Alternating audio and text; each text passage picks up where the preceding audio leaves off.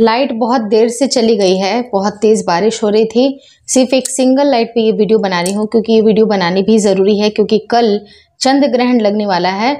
और ये चंद्र ग्रहण मैं आपको बताना चाहूँगी इंडिया में नहीं दिखेगा। लेकिन इंडिया में नहीं दिखेगा इसका ये मतलब नहीं है कि चंद्र ग्रहण नहीं है, चंद्र ग्रहण है और उसके नियम को भी ज़रूर फॉलो करने चाहिए। और जो भी महिलाएं प्रेग्नेंट हैं उनके लिए बहुत सारे एहतियात थोड़े से ज़्यादा हो जाते हैं। लेकिन एहतियात का मतलब बिल्कुल ऐसा नहीं होता है कि आपको अपने शरीर को कष्ट देना है, पहुंचाना है, बहुत ज़्यादा मतलब परेशान होना है। ऐसी कोई भी भूल आपको नहीं करनी है। कुछ नियम बताऊंगी, बहुत ही ईजी तरीका है। मेरी खुद की 2 बार प्रेगनेंसी हुई है और दोनों प्रेगनेंसीज में 3-3, 4-4 बार चंद्र ग्रहण, सूर्य ग्रहण आया था।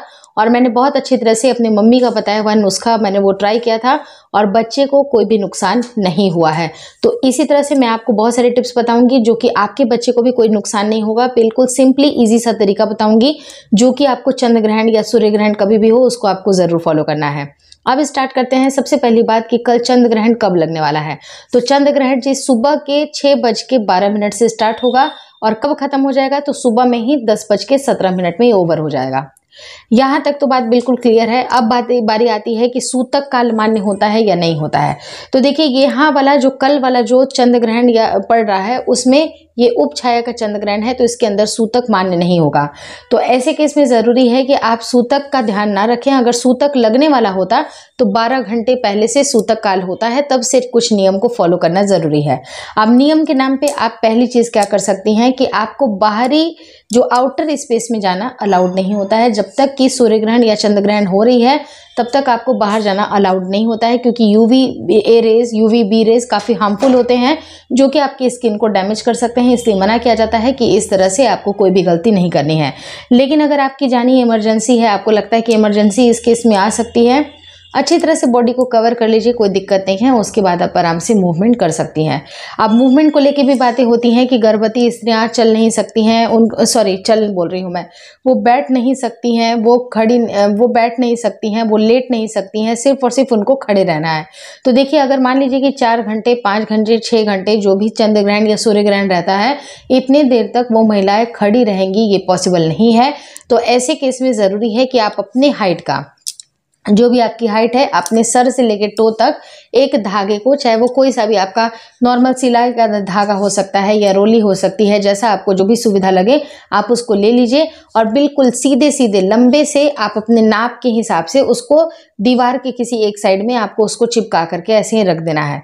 सेलो टेप की मदद से ऊपर भी एक सेलो टेप मार लीजिए, नीचे भी मार लीजिए और वो स्टैंडिंग पोजीशन में रहेगा। तो ऐसा माना जाता है कि आपके बिहाफ में मतलब वो धागा वहां पर खड़ा है।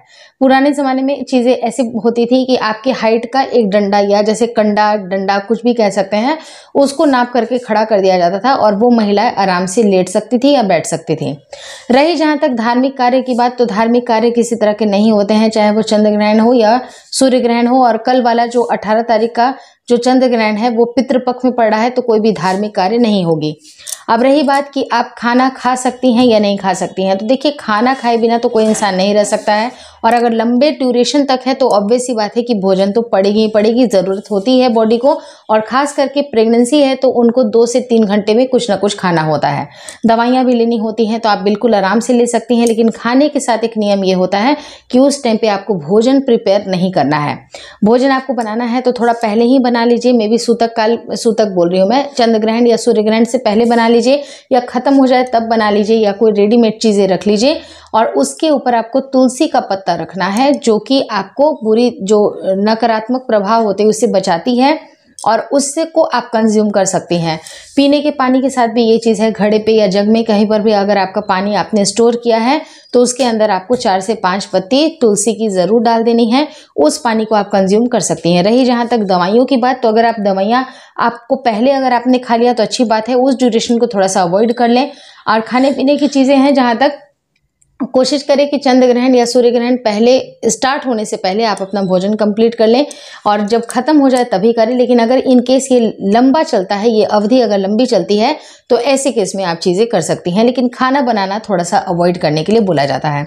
आप उस ड्यूरेशन में फलों का भी सेवन कर सकती हैं। फल काफ़ी अच्छे होते हैं, हेल्दी होते हैं, जो कि आप गर्भावस्था में ले सकती हैं। बाहर जाना आप अवॉइड करें और कोशिश करें कि जब भी महिलाएं अपने जिस कमरे में रहती हैं उसकी रोशनी या बहुत ज़्यादा उसके प्रभाव आपको नहीं दिखाई दे, पर्दे वगैरह अच्छे से लगा लीजिए।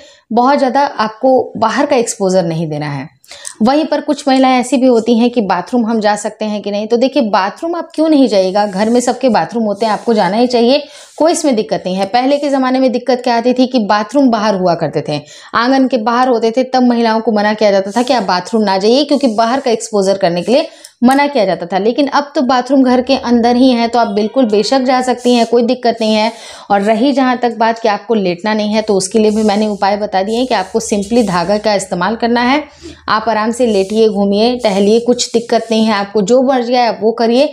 लेकिन हाँ, कोशिश करिए कि बहुत ज़्यादा फ़ोन वगैरह का इस्तेमाल मत करिएगा, क्योंकि एक्सेसिव फ़ोन के इस्तेमाल करने से होता क्या है कि यूवी रेज और रेडिएशंस थोड़े से हेवी होते हैं, जिसका असर हमारे बच्चे को पड़ सकता है। तो इसलिए कोशिश करना है कि थोड़ा सा फ़ोन अवॉइड करें। इसके बदले में अगर आप बुक्स पढ़ सकती हैं तो बुक्स पढ़िए। बहुत सारे होली बुक्स भी होते हैं, अच्छी अच्छी किताबें होती हैं, आपको वो जो भी एंटरटेनमेंट की भी लगे आप उसका इस्तेमाल कर लीजिए। बुक्स पढ़िए, अच्छी नकारात्मक आप चीज़ों से थोड़ा सा दूर रहिए।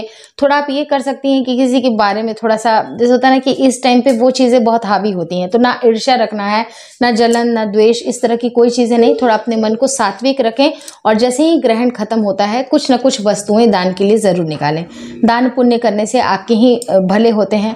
अगर आप किसी को देते हैं तो कभी भी आप खाली नहीं जाते हैं। अगर आप, कहा जाता है ना कि अगर आप अपने से 10 चीज़ देते हैं तो 100 मिलने की संभावनाएं होती हैं। तो आप इस तरह से दान पुण्य कर सकती हैं। लेकिन मोस्ट इंपॉर्टेंट चीज़, आपको इस टाइम पे कोई भी कटिंग वाली चीज़ें नहीं करनी है। जैसे कि आपने छुरी का, कांटे का इस्तेमाल कर लिया, सब्जी काट ली, इस तरह की कोई गलती मत करिएगा। जैसे बुनाई का शौक है, सिलाई का शौक है, तो कभी भी चंद्र ग्रहण या सूर्य ग्रहण स्टार्ट होगा आपको नहीं करना है। मैं आपको एक चीज़ और बोलूँगी कि जब अगर सूतक काल मान्य होगा, बेटा थोड़ा सा डिस्टर्ब मत करो, जब अगर सूतक काल अगर मान्य नहीं होगा, जैसे फॉर एन एग्जाम्पल कि सूतक काल अगर मान्य नहीं है, तो उस ड्यूरेशन में जब से आपका चंद्र ग्रहण लग रहा है या सूर्य ग्रहण लग रहा है, उस ड्यूरेशन से आपको अवॉइड करना है।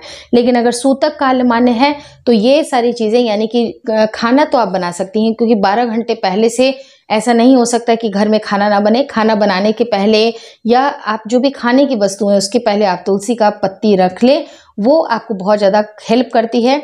लेकिन अगर मान लीजिए कि आपका सूतक काल मान्य है और उस ड्यूरेशन में आपको चाकू, कैंची, पेंसिल, पेन, इसका इस्तेमाल बिल्कुल नहीं करना है। ये बहुत बड़ा ब्लंडर होता है, ये आपको बिल्कुल नहीं करना है। आपने देखा होगा कि छोटे से नवजात शिशु के ऊपर कई बार आपने देखा होगा कि उनकी स्किन कटी फटी रहती है। किसी के, मतलब कहना नहीं चाहिए, कुछ ना कुछ बर्थ डिफेक्ट होता है। तो ऐसा मानते हैं, जब शास्त्रों की बात है तो आप थोड़ा सा उसको मानिए, क्योंकि मानने से कोई हर्ज नहीं है। हमारे बड़े लोग कुछ गलत बातें नहीं बोलते हैं। और हाँ, कभी ऐसा हुआ कि कोई नियम बहुत ज़्यादा हार्श है, कोई नियम फॉलो करने में डिफ़िकल्टी हो रही है, तो वो चीज़ें थोड़ा अपने हिसाब से उसको चेंज कर सकती हैं, क्योंकि चीज़ें बहुत सारी बदल गई हैं। लेकिन आप कुछ चीज़ को फॉलो करिएगा जो कि ज़रूरी है आपकी प्रेगनेंसी के टाइम पे। और मैंने वो धागे वाली बात बोली है, आप धागे का इस्तेमाल करें। बहुत सारे लोग बोलेंगे नारियल लेके बैठे रहो, तो देखिए 4 घंटे 5 घंटे तक कोई भी इंसान, कोई भी गर्भवती स्त्री नारियल लेके नहीं बैठ सकती है। ये प्रैक्टिकली पॉसिबल नहीं है। तो जो चीज़ें पॉसिबल है मैं उसकी बात कर रही हूँ कि सिर्फ आप एक धागा लटका लीजिए, आपका काम खत्म। उसके बाद आपको चिंता नहीं करनी है। फल खाइए, हाँ बस ये फल जो आप काट के ले आती हैं उसके अंदर आपने 4 पत्तियां रख ली, बस बहुत हो गया, इससे ज़्यादा की ज़रूरत नहीं है। और कोशिश करें कि इस टाइम पे थोड़ा सा भोजन अवॉइड करें। नहीं कर सकते हैं तो इस तरह से चीज़ें आप कर सकती हैं, कोई दिक्कतें नहीं आएंगी।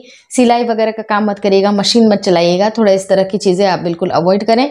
बाकी आराम से चंद्र ग्रहण या सूर्य ग्रहण निकल सकता है, कोई दिक्कत नहीं है। और हैप्पी प्रेगनेंसी, आपकी प्रेगनेंसी अच्छी रुकेगी, अच्छी तरह से डिलीवरी हो जाएगी। बस इसी दुआ के साथ, इसी कामना के साथ आज की वीडियो एंड करती हूँ। Thank you so much for watching twins my world.